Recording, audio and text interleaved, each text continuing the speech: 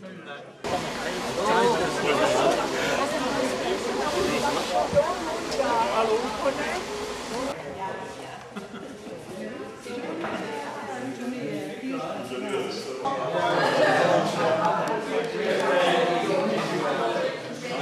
begrüße euch recht herzlich in Glausen. Bienvenue à Klausen.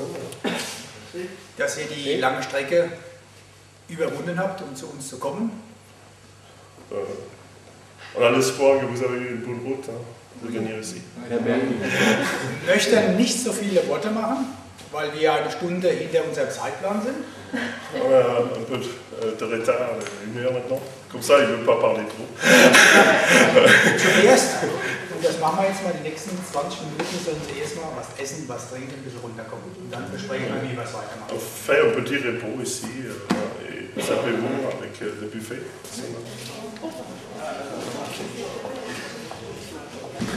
Je suis aussi très content pour ce week-end que vous êtes entre nous et je souhaite aussi un week-end agréable. Naturellement, il y a des petits problèmes. On a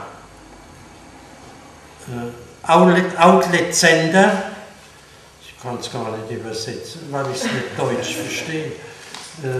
Outlet Center, c'est le plus grand en Allemagne. Il y en a 5 là-bas. Mais qui voulait y aller de vous?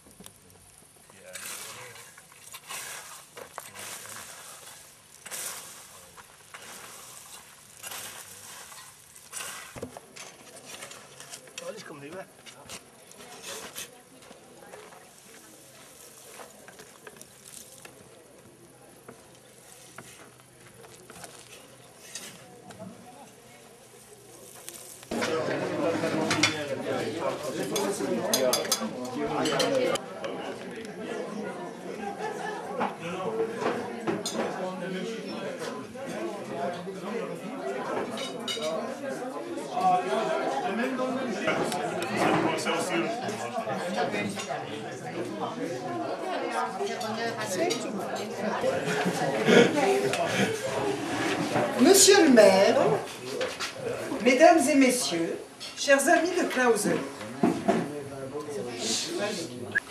c'est avec beaucoup de plaisir que nous avons répondu à votre invitation afin de célébrer ensemble le 25e anniversaire du jumelage de nos 2 communes. Nous ne pouvons qu'apprécier à sa juste valeur l'idée géniale de M. Wolfgang Kurz et de M. Jackie Cupillard. Idée qui a permis à 2 communes de 2 nationalités différentes, certes, mais toutes 2 européennes, d'apprendre à se connaître et à s'apprécier. En un mot, de participer au soutien de l'amitié franco-allemande. Mais l'amitié franco-allemande, c'est quoi? Un bref rappel historique devrait nous éclairer. Tout a commencé le 22 janvier 1963. Le chancelier Adenauer et le général de Gaulle ont signé le traité de l'Élysée. Celui-ci officialisait l'engagement irrévocable de la France et de l'Allemagne pour la paix, l'amitié de leur peuple et pour l'Europe. Quelques années auparavant, en 1957, la Communauté économique européenne est fondée. Les 6 premiers membres sont l'Allemagne de l'Ouest, la Belgique, la France, l'Italie, le Luxembourg et les Pays-Bas. l'Allemagne et la France apparaissent déjà comme le moteur de cette aventure européenne et le resteront au fil des années. L'Europe s'est ensuite construite, développée, agrandie progressivement jusqu'à nos jours, la monnaie unique étant l'un des derniers éléments fédérateurs. Le moteur franco-allemand est incarné par ce que l'on appelle le couple allemand. Depuis 1959, les deux pays ont connu 7 couples. Le premier étant celui de Konrad Adenauer et Charles de Gaulle, le dernier en exercice étant celui d'Angela Merkel et François Hollande. Petit commentaire personnel. Alors, pour les Français, il a quand même fallu attendre près de 50 ans pour qu'il y ait une fable dans le couple. Oh! Au sein de l'Europe, ces couples ont toujours été les ardents défenseurs de l'Europe, œuvrant aussi bien au sein de l'Europe qu'en matière de politique internationale. Bien sûr, comme dans tous les couples, il y a eu et il y a des points de divergence à l'origine de scènes de ménage, pour les Français, parce qu'elle m'a devancé. Cependant, ces couples, fondés sur de solides valeurs de liberté, de tolérance, de paix et déterminés à préserver cette belle amitié, ont su et savent encore surmonter les obstacles. Depuis 1990, et oui, déjà un quart de siècle, grâce à des personnes convaincues de la nécessité absolue de l'amitié franco-allemande, comme par exemple l'abbé Cast, Émile Kronauer, Pierre Vernier, Jean-Marie Marguet, le jumelage de Clausen et Gillet a été et est toujours une aventure enrichissante pour tous. Le jumelage nous permet d'acquérir de nouvelles connaissances, de mieux comprendre nos cultures, nos modes de vie, nos traditions, d'échanger à différents niveaux, sportifs, culturels, scolaires, les pompiers, les municipalités, etc. Il existe même un petit bout de Gillet à Clausen, avec la Gillet-Platz, et un petit bout de Clausen à Gillet, avec le bloc erratique de Clausen, situé tout près de la mairie. En un mot, le jumelage nous permet de concrétiser, de manière simple, mais authentique, l'amitié entre l'Allemagne et la France, entre l'État de Rhénanie-Palatinat et la région de Franche-Comté, et surtout entre Clausen et Gillet. Il semble que la charte, lien officiel du jumelage, signée par M. Berthold Schaffer et Gilbert Marguet le 6 octobre 1990, est et a toujours été respectée, puisque c'est dans un esprit de liberté que de fructueux échanges ont été réalisés, permettant de servir la paix entre les peuples et permettant de servir l'Europe. Permettez-moi, au nom de M. Gilbert Marguet, maire de Gillet, au nom du conseil municipal, au nom de la délégation ici présente, de dédier cette journée aux habitants de Clausen et de Gillet. Ce jumelage est le leur. Nous ne pouvons que souhaiter et favoriser la poursuite de ces échanges, de ces rencontres si enrichissants et si conviviaux. Alors, vive le jumelage, vive Clausen et vive Gillet, vive l'Allemagne et la France, vive l'Europe. Merci à tous.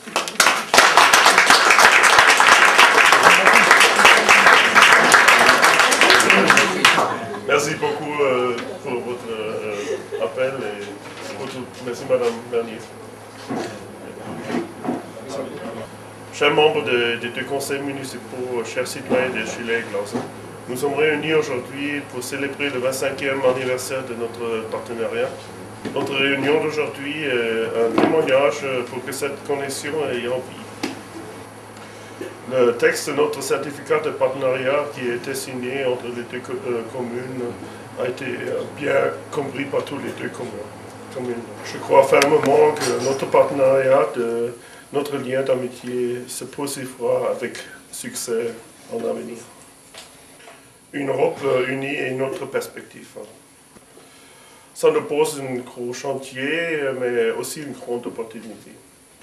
Les blocs qui ont été établis à Gilet et les panneaux de la ville qui ont été établis à Clausen sont clairs et constants symboles pour notre organisation en Europe. Mais un partenariat est en développement dans tous nos cœurs pour des réunions comme celle d'aujourd'hui. Au seuil d'une Europe unie, nous sommes appelés à contribuer dans le sens de la connexion entre les peuples, la réconciliation et la paix entre les nations. Sans se connaître et pour rencontrer la grande œuvre d'une Europe unie ne montre pas de succès.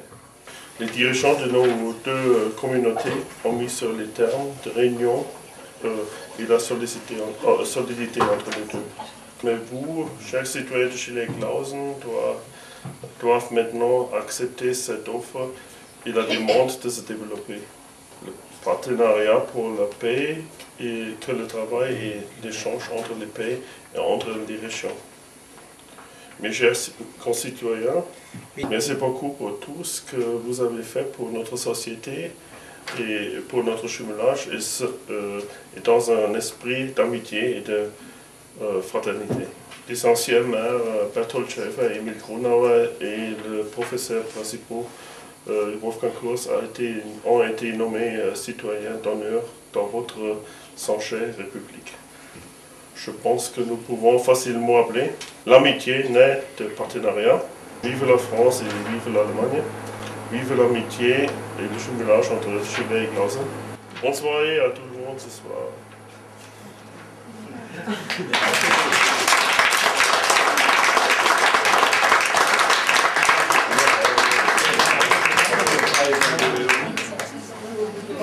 Der Herr Kirsch hat ein Album gemacht zum 10-jährigen Bestehen. Das heißt, die Bilder sind alle schon 15 Jahre alt. Das heißt, die hier teilnehmenden Personen sind schon 15 Jahre älter wie hier. Wir werden es mit den Bildern von heute Abend vervollständigen und werden uns unseren Freunden dann zuschicken. Wir geben es jetzt mal rum, jeder kann mal reinschauen, dann kann er sich erkennen, wie er vor 15 Jahren ausgesehen hat. Und später machen wir es dann, vervollständigen wir es und schicken es nach Frankreich.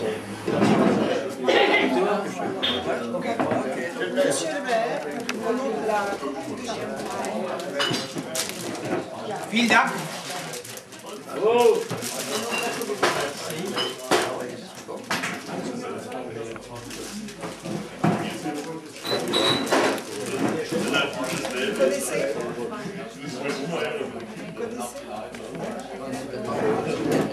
Très bien, alles gut. Steht Sie.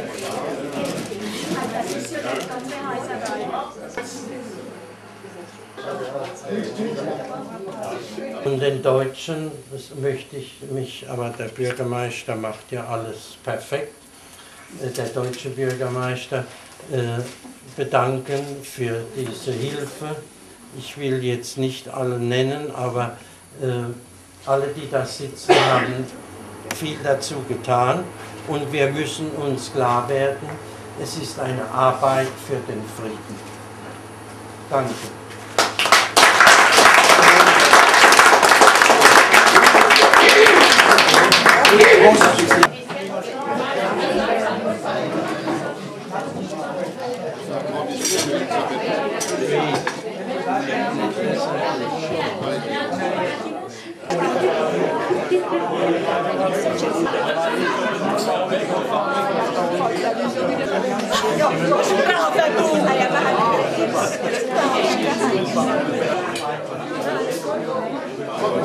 Als ich 14 Jahre war, wurde ich in einer deutschen Familie untergebracht. Das war meine Gastfamilie und das waren die Sprachferien. In dieser Familie bin ich 3 Wochen geblieben. Es gab Kurse, Unterrichte am Morgen und dann Nachmittag gab es lauter Beschäftigungen. Und als ich, die Familie, die war so nett hier und so freundlich. Es gab wirklich etwas zwischen den Menschen. Wir sind immer in Kontakt geblieben. Diese Familie, die ist zu uns zur Hochzeit, zu meiner Hochzeit gekommen. und jetzt bin ich 28, 48 Jahre und wir sind immer noch im Kontakt und jedes Jahr fahre ich nach Lauterbach, um sie zu besuchen. Und wir kennen die ganze Familie, der Sohn hat sich geheiratet, der andere Sohn und die Cousine und also die ganze Verwandtschaft. Ja. Und mein Vater sagt immer, du bist bei den Leuten, bist du die Schwester, die Tochter. Ja. Quelques mots avant qu'on va aller dedans. Il y a 17 hectares ici, tout l'environ. Les Américains, les armes américains sont venus ici en 1961 et ils ont mis des armes chimiques ici. Non, pas, nur les armes conventionnelles, ja? Conventionnelles. Ja. Oui. Il y a 13 endroits souterrains, des bunkers, où ils ont mis des trucs. En 1967, ils ont commencé ici à renforcer tout l'endroit avec tous les trucs que vous voyez ici et avec le tour pour observer tout l'endroit. Oui, on a fait plusieurs zones et on a coupé tous les zones comme vous voyez ici avec plusieurs Ja. Je sais pas le nom français. Vous voyez plusieurs zones qu'il faut passer pour aller dedans. C'est un grillage. C'est un grillage, ok, des grillages, okay, vous voyez les grillages partout, il y a plusieurs zones séparées par des grillages. Stacheldraht. Des fils barbelés. Fil barbelé. La première zone c'était comme une plage avec les petites pierres et on a entendu s'il y avait quelqu'un dedans. Quand il a bougé, on a entendu ça et il y avait aussi des chiens qui ont passé pour regarder et pour observer. On peut voir les pierres. Ouais, on peut voir les pierres encore un peu. Mais avec le végétal. Ils ont mis des armes chimiques sans dire quelque chose à nous. C'est clair. Il y avait en 1986 une réunion économique et écologique à Tokyo, internationale, et les présidents Reagan et notre chancelier Kohl ont décidé de faire détruire toutes les armes chimiques et puis les redonner aux États-Unis pour la destruction jusqu'à 1990. Et ça a réveillé les gens ici et ils ont commencé de chercher les armes et ils ont pensé qu'ils ne sont pas là, pas ici. Ils ont pensé pendant des années qu'ils sont à Fischbach, c'est à peu près 20 km d'ici. Mais c'était pas là, c'était ici. Maintenant c'est une tradition encore depuis ces années de faire des marches pendant les Pâques pour chercher des endroits où il y a des trucs comme ça qui sont pas clairs et ils demandent de détruire, des choses comme ça. Ça existe encore en Allemagne. C'est une tradition maintenant des marches de Pâques. Il y avait des manifestations encore à Fischbach où ils ont pensé qu'il y avait des armes auxquelles les politiciens ont gardé le secret. Où sont les armes dans ces années pour garder le secret, pour pas faire des problèmes dans la population. Ok, il y avait le journal de Spiegel, c'est un journal très connu en Allemagne, et ils ont pensé que juste avant Noël, en 80, ils ont pensé que c'est pas un endroit pour les armes chimiques. Et ils lui ont visité, il lui a montré tout l'endroit. Et ils ont pensé que c'est pas un endroit pour les armes chimiques, parce qu'ils ont vu des cheminées là-bas. Ok, à la fin, il y avait des syndicats qui ont essayé d'offrir le secret, d'avoir des informations pour offrir le secret. Mais les tribunaux en Allemagne, ils ont refusé.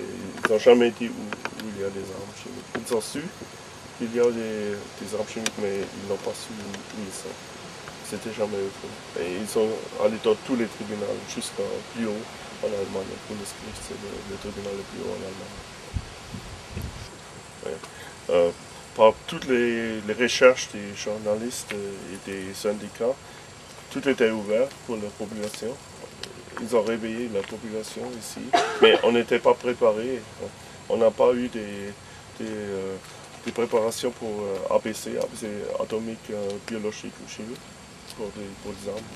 Et il fallait acheter pour les pompiers, par exemple, des véhicules spéciaux pour aider s'il y a un problème, une panne ici. S'il y a une panne ici, tout le monde va mourir normalement, et on n'était pas préparé. Il fallait faire quelque chose, et la population a insisté après qu'il faut faire quelque chose. Parce que dans les journaux, on pourrait lire quelque chose, et aussi les syndicats ont fait ça avec les tribunaux. Alors ils ont décidé de transporter les armes, de ne pas brûler ici, et ils les ont transportés d'ici avec des camions, grands camions, jusqu'à Gotha, à côté de Ramstein, ici. Et après ils ont pris le train jusqu'à dans le nord de l'Allemagne, et après ils ont pris les bateaux pour les transporter à côté de la Nouvelle-Calédonie que vous avez. Et là-bas il y a des îles. Les Américains aussi, et ils ont détruit là-bas les armes. C'est comme la France fait en Nouvelle-Calédonie, c'est avec les armes atomiques. Oui, il y avait 400 tonnes de poison. De poisson, oui, gaz poissonnier, c'est ça. On pourrait détruire des millions de personnes avec ça. 102 000 grenades. C'était 102 000 ici dans le Canada. On a eu 80 camions dans un convoi. On a eu des convois pendant 2 semaines, je crois. 2 à 3 semaines. Et on a eu 23 trains entièrement pleins avec des armes ici. Il y avait 1000 policiers et soldats qui se sont occupés de la sécurité pour le transport. Et les Américains ont investi 45 millions d'euros, et les Allemands 25 millions d'euros pour le transport. Ouais. Après ça, l'endroit était tout seul pour un certain temps. Et après, il y avait une personne qui a essayé de faire agrandir des champignons dans les endroits souterrains, mais ça n'a pas marché bien. Et après, on a décidé de mettre les réflecteurs solaires ici. C'est quelques données pour le parc. 13 600 modules. Comme je dis, le courant serait suffisant pour Klausen. Klausen serait indépendant, autarque. Il ne fallait plus acheter de l'énergie électrique. On utiliserait ça. Oui, mais on gagne 2500 tonnes de charbon dioxyde par ça. C'est plus écologique. C'est brûler les charbons. Ils ont commencé en 2011 avec les premiers travaux ici. Et un mois plus tard, c'était terminé. Ce sont des professionnels. Ils ont travaillé tous les jours et pendant les nuits aussi. Non, ils ont changé les régulations en ce temps. C'était le 31 décembre, il fallait finir ça. Parce que les régulations ont changé et on aurait perdu beaucoup de subventions. Il y a beaucoup de subventions. Je sais. Und das Wetter war nicht das Beste im Dezember. Et en décembre, travailler ici, c'est pas agréable. Il y a de neige, le temps n'est pas bon. Aujourd'hui, c'est différent. Il y a des trucs dedans pour redonner à la nature. Il y a des petits lacs pour les... et il y a aussi pour les oiseaux, on a fait des trucs pour rester un peu en nature. On a aussi pris beaucoup de pièces de bois pour arrêter les panneaux. Vous voyez, si on va dedans. On a vu Clausen partout dans le monde, dans les journaux et dans la télévision. Ils ont montré ça comme un exemple. C'était les plus grands événements qu'on a eu pour la commune de Clausen. C'était le transport et après faire le parc solaire. C'était le plus grand truc. Il y a des moutons dedans. Faut pas couper. On a la coupure naturelle. Wer rein möchte, ich meine, ich kann, der dritte Bunker kann ich aufschließen. Ja, ist gut. Kann man reingucken. Das müssen wir dann zumachen, nicht dass die Schäme abhauen.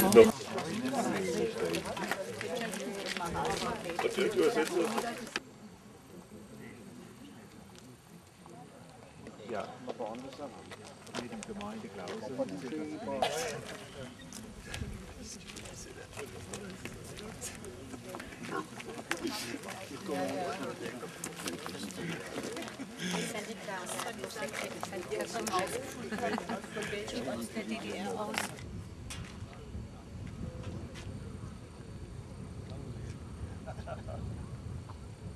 Geht doch.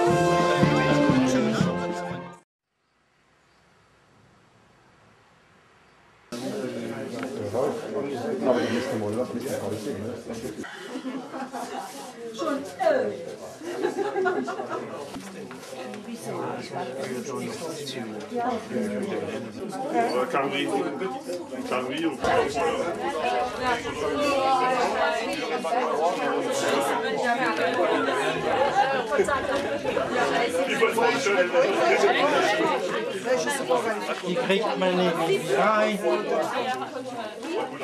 Herzlich vielen Dank für den Empfang. Das war ganz schön, ganz freundlich, ganz locker, haben gut gegessen und Wir haben uns ganz gefreut und alle Gäste hier sind mehr als zufrieden. Die sagen alles super, das war alles super. Also wir hoffen, dass wir uns dann bald in Ski wiedersehen und hoffentlich nicht in 25 Jahren. Früher. Also. Vielen Dank. Vielen Dank für alles.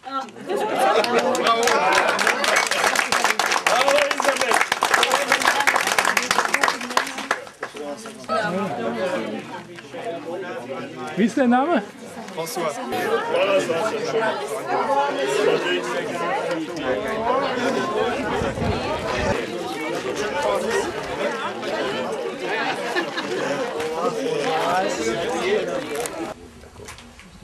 Je vous dis seulement bon retour.